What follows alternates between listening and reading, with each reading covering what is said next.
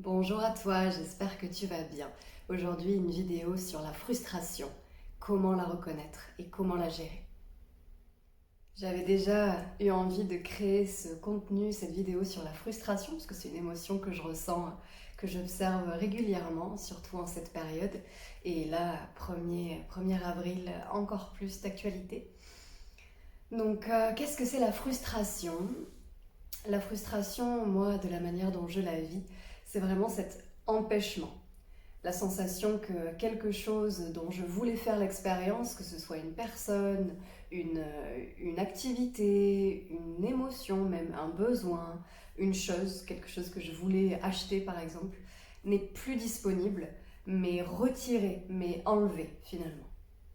Donc à la source de ça, on a un besoin, que ce soit un besoin de liberté, un besoin de connexion avec quelqu'un, un besoin d'épanouissement, de reliance ou un besoin d'élan d'agir pour la communauté et donc se voir interdire certaines activités comme des cours de yoga par exemple, je sais de quoi je parle. Donc dans tous les cas, moi la frustration, je la vois vraiment comme une privation d'un plaisir, de quelque chose qui m'apporterait du plaisir.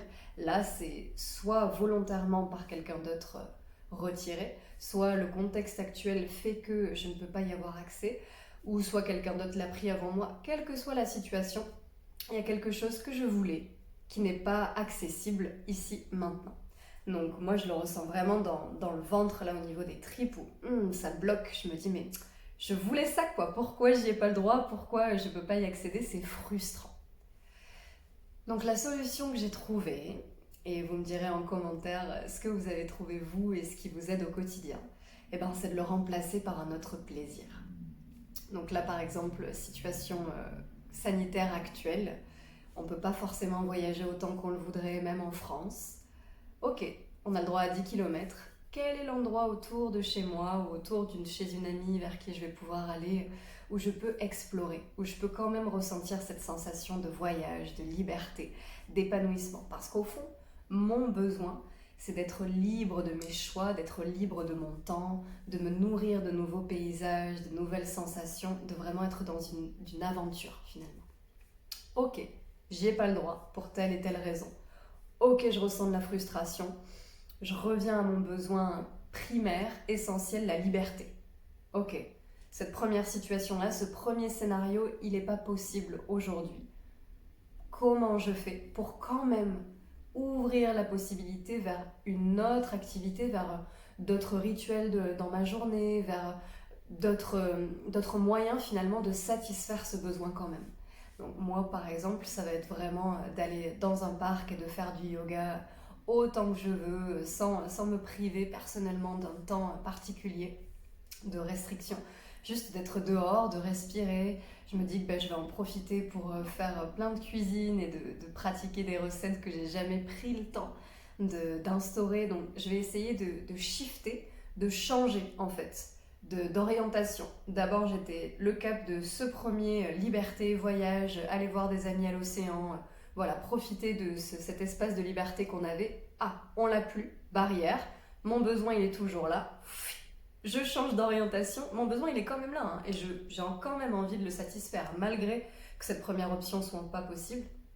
Alors hop, je regarde ailleurs, dans mon environnement premièrement accessible ou un petit peu plus loin dans la limite de ce qui est possible et de ce que je m'autorise aussi à explorer personnellement quand les lois ne font pas sens.